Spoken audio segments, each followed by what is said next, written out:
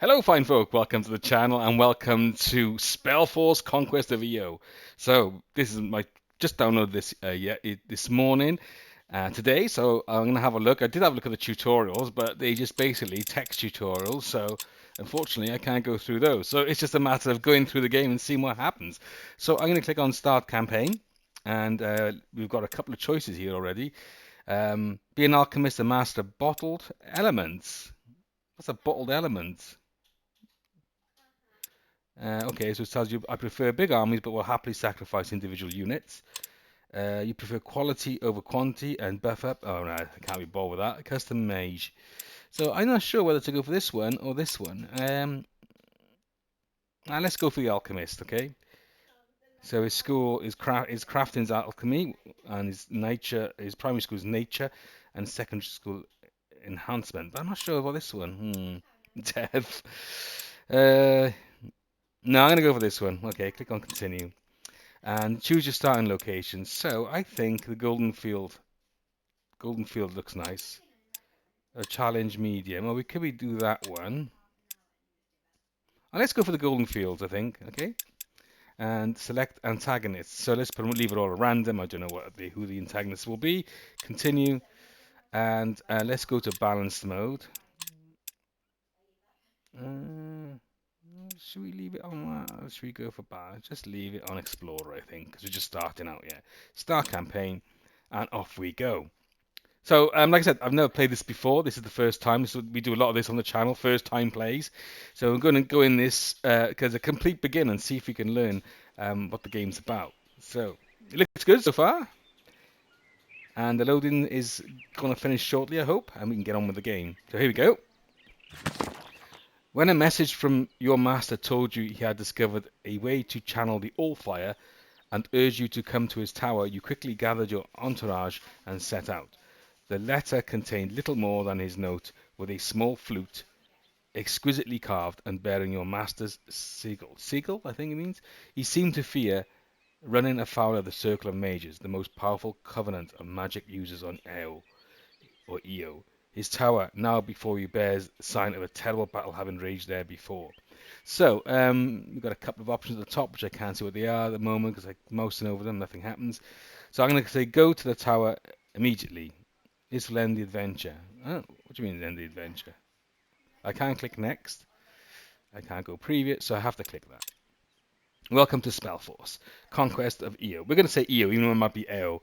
Great Mage. You can disable the tutorials in the options menu and can also revisit them in the tutorial sections of the menu. Great, so we have got some sort of tutorial. Continue. Pan the camera using WSD keys. Buttons, zoom using the mouse wheel, and the camera can also be moved by holding on the left button and moving the mouse. So select any unit by left clicking on it. To select it, left click on something else anywhere outside the selected object. So it's just like most games, WSD keys, drag in. Can we zoom in quite close? Yeah, let's have a look at the settings.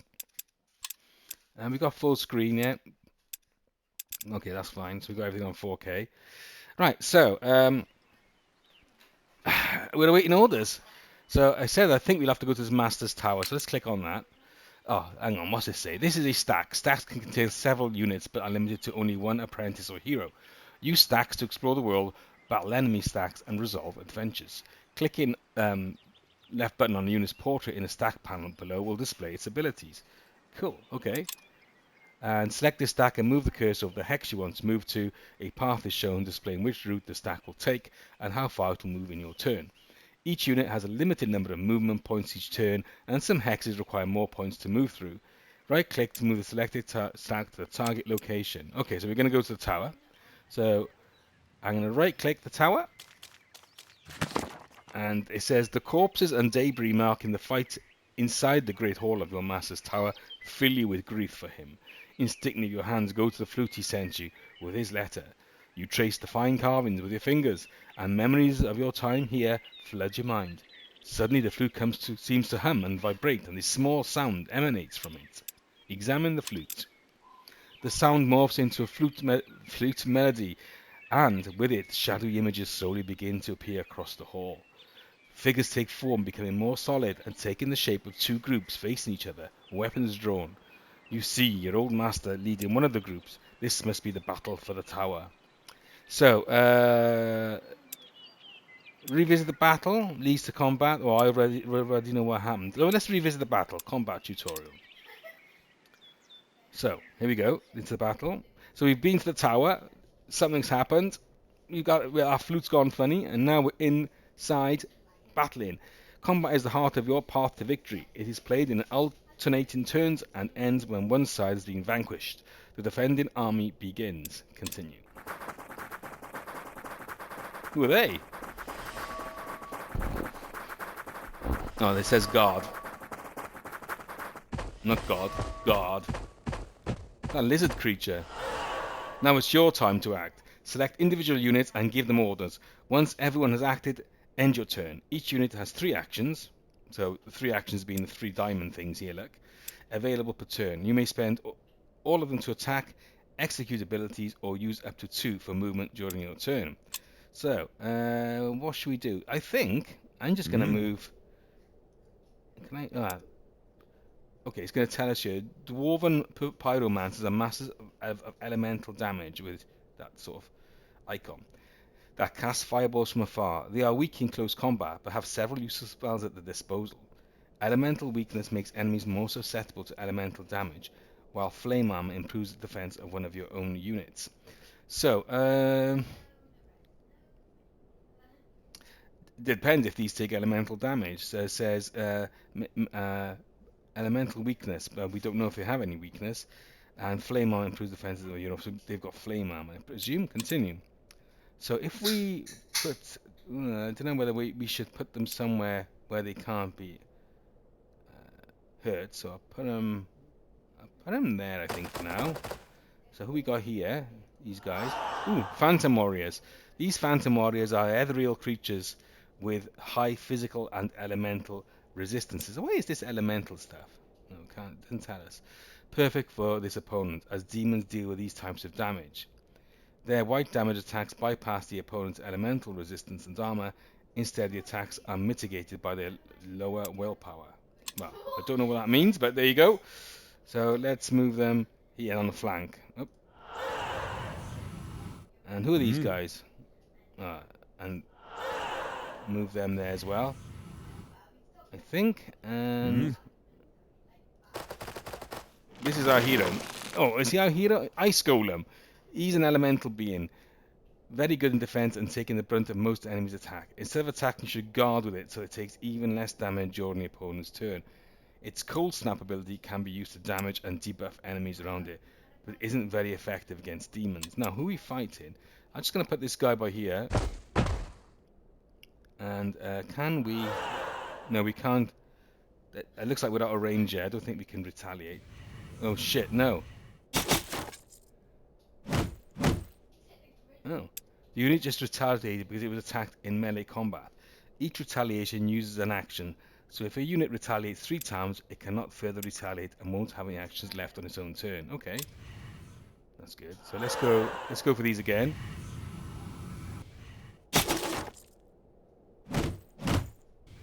And let's go see if we can hit them with these fireballs. Whoa! That's cool. So we're going to move this guy just a bit closer to these guys for now, and then turn. How do I end my turn? Here. End turn. You just ended your turn, and any unit with actions left will enter the guard stance. Guarding increases the unit's defense and makes it control all the hexes around it instead of just in front of it, and makes it immune to flanking. Units also replenish their 3 actions at the end of the turn. Okay. What's this guy?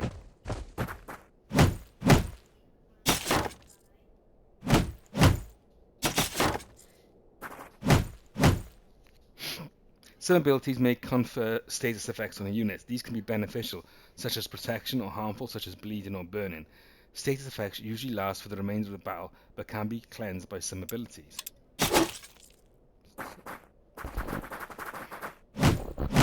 Now this guy is supposed to be good at defense, isn't he? Enkindled. I don't know what that means though. Oh my god, look at that flame! Shit!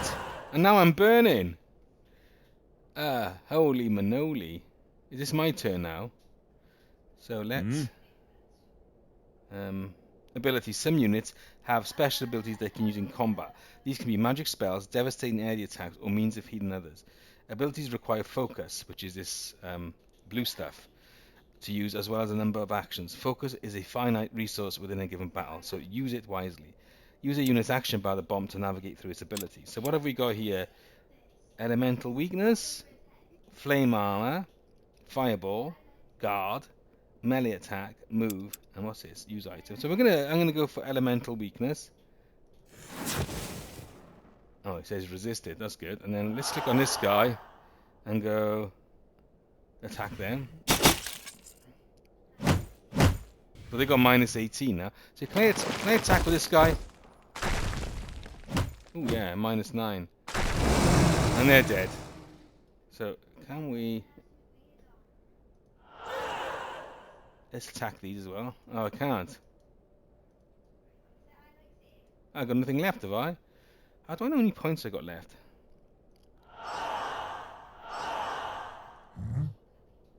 What's this? Use item. Oh, I haven't got any.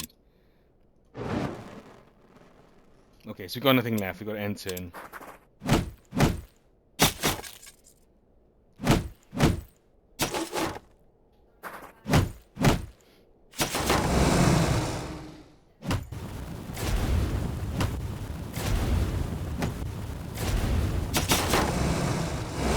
What's that attack of opportunity there? So these two guys are dead, so let's see if we can move him there and attack. I can't move up there, so...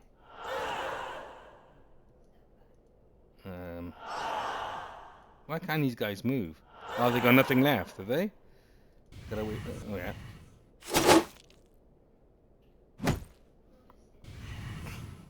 Minus 10. What about this guy? Can they move up there? No, they can't. This guy? He can now. He's like Hulk, isn't he?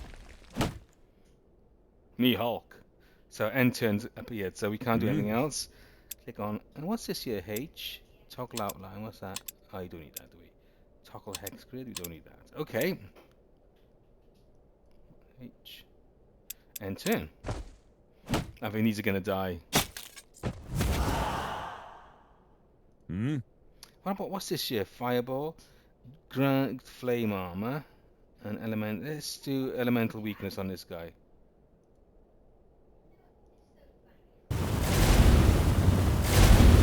He's burning now, look. Let's grab these guys. And... can these guys get up there as well? Yeah, they can. And that's finished them off. Awesome. Is that it? Yes, victory. That's good. Continue. Well, that was easy enough. There's obviously some attributes that I'm not quite sure what they are yet, but it's quite self-explanatory. You are filled with hope and a touch of confusion as your master's forces dispatch the intruders. Then another row of figures enters the picture. With a leisurely wave of the hand, your master's remaining forces helplessly dissolve into ash. Silent cries of agony etched into their faces.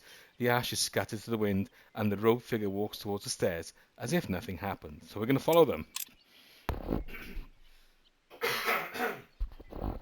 All of a sudden, the figure turns on you, raises the hand, and the flute's illusionary image vanishes abruptly.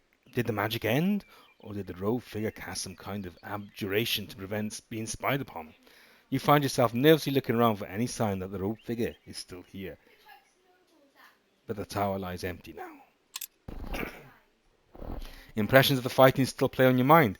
As you slowly walk up the dented stairway, the tower, damaged and deserted, still retains your master's presence, somehow willing you onward. Whatever happened here will not be forgotten. You are sure there is more to discover. Your master was always adept at hiding his secrets, but you were determined to uncover them. Step into the tower. You take stock. The entry's hall, golden chandelier has been stolen, and his soft carpets are gone. Your master's tower was not just attacked, but also robbed, it appears. On closer inspection, there are several tracks out of the tower. Traces of torn fabrics and dropped cutlery lead to a goblin camp not far from here. So we're going to go to the goblin camp and find the thieves. So there's the goblin camp, and there's us. So we're going to go there. This is a tower, so that's our tower. It is home and study where trained troops will appear and your magical zone of influence called your domain emits from. Should your tower be taken by enemies, your career as a mage is over. Okay, so that's our home. A mage's domain indicated by the coloured border collects resources. Okay, it's this border. And effects from buildings as well as influencing the combat abilities of friendly and enemy stacks within it. Most buildings deplete after a while when inside a domain. A major domain grows with their tower level. Okay, so that's our domain. We got resources there, so I don't know what we've got to do with that yet. Let's go to the goblin camp. From the camp, you make out the loud and obnoxious squabbling of goblins. It appears they are fighting over loot from the tower, screaming at each other at the top of their lungs. Let's ambush them. This combat preview is shown prior to a fight. You can see the enemy's stack, strength compared to your own, and the predicted outcome of using auto-resolve. At the bottom of the screen, you can choose to fight, auto-resolve, or abort. When being attacked, you can also choose to retreat, which will cause your unit some damage before running away again. The enemies may still come after them and to attack again. So it says we're going to have a decisive victory here. We're the attackers, the defenders are the orcs. We've got 164 to 131, whatever that is, power. And you see their weakness here is this guy. So this place takes place in the mage's domain. As they mentioned earlier on, domain affects battles or battling units in various ways. Hover the icon to see the details on these effects. So, doesn't know where it says that. Okay, let's start the battle. Let's go to the goblin camp.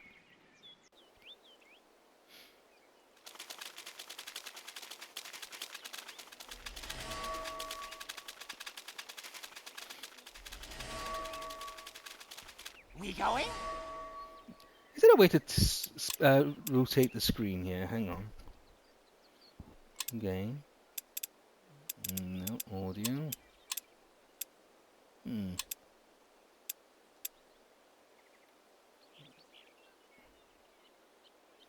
So where are we? We are here.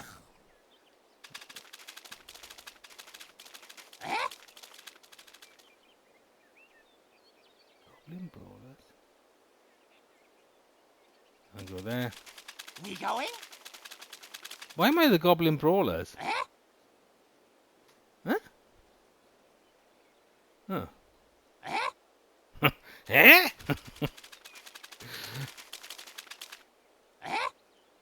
We going? Are you going? Now let's do a fireball there. Another one. Can I do nothing? I can't do nothing there. No, I can't. And I have to wait in turn.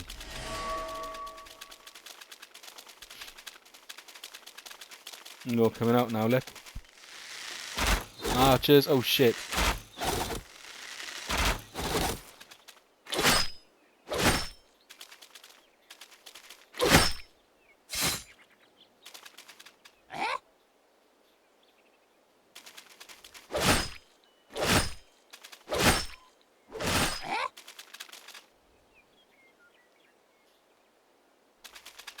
Let's flank these guys.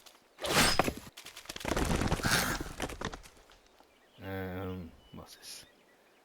Melee attack. Let's just melee attack him.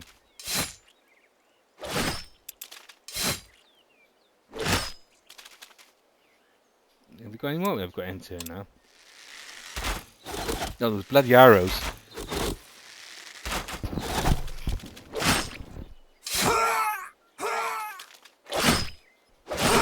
We going? Have we got them all?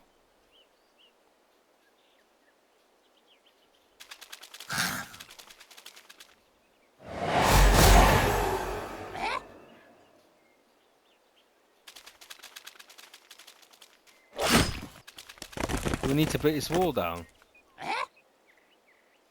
No, it doesn't look like you got to end turn. Okay. Oh shit.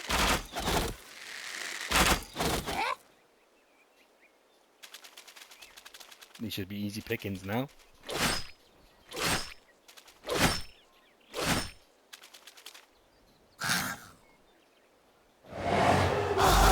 There you go.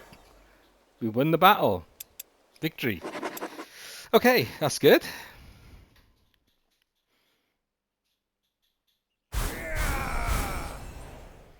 The survive in units gain loot and experience based on the enemies they have defeated. Cool. So we've gained what? You gain +1, whatever that means. Continue. The now quiet camp is littered with goblin corpses they were carrying and using some of your master's tools, as well as a small amount of coin. Where are the rest? So we've got, what have we got here? We've got a glyph. +1 remains as additional loot after each battle won. We've got a mineable location, and we've got an owl, and 10 gold. As you turn to leave, a few goblins emerge from hiding behind one of the dirty tents. One of them, wearing a hood made of a torn silken cloth, waves excited at you. You, I remembers you, one of the master's pupils. Yes, yes. We serves master, not like these chagrak here. He spits at the dead goblins, emphatically bowing. He adds, we serves you now. Yes, yes. You gives us shiny, we fights for you. Shows you where more master's things is. Show me then. The goblins point to 2 stacks of chests and sacks not far from where you stand. Let's collect them. Let's collect these. Okay, liberating certain location within your domain allows you to hire specific units from your tower. This goblin den enables you to hire goblin brawlers, goblin archers, and goblin shamans. Now, access your hiring screen from the tab in the top left of the screen, which is this one. Continue. So if you click on that one now, we can hire units from the screen. The higher a unit's tier, the stronger the unit is, but longer the process will take, and the higher the upkeep cost will be afterwards. Expand the list of available units by capturing locations on the strategic map or building tower rooms. Okay, so it says 1 gold there, 1 gold, so they're about the same. So let's get some archers. Higher. Okay, crafting and hiding slots. You can only do so much at once. Your crafting and hiding slots are limited. They are displayed below your resource bar and at the top of the screen until how many turns crafting and hiding will take. So this is 3. You increase their number by adding certain locations within your domain or by adding rooms to your tower. Click with it to cancel the process. Okay, so we're not going to cancel. Do I cancel that? Yeah, cancel. Okay. I'm still going to select the unit to hire. It's going to hire that one. Okay, and close. So what have we got here? I want to see what this is. Ah, okay, end turn. So these guys looks like they leveled up. Or level up available. So click on level up. Okay, maybe you have to click on this. Okay. The units. This is the unit screen which provides detailed information on selected units. On the right are the unit's active and passive abilities. On active and passive abilities. On the left is unit's display, its current level, and experience bar. Once a unit has gained enough experience, you can also level it up here. Hover over an ability to get more information on it. So we can what's that? Level up. What level up? And we've got healing or armor. Let's put armor on. Okay, close. And let's level up this guy and level him up. And ooh, what's this? Willpower and armor. Let's just do both armor for now. And I want to see what that is over there. So something's undiscovered there. I don't know what that is. Ooh, what's happening?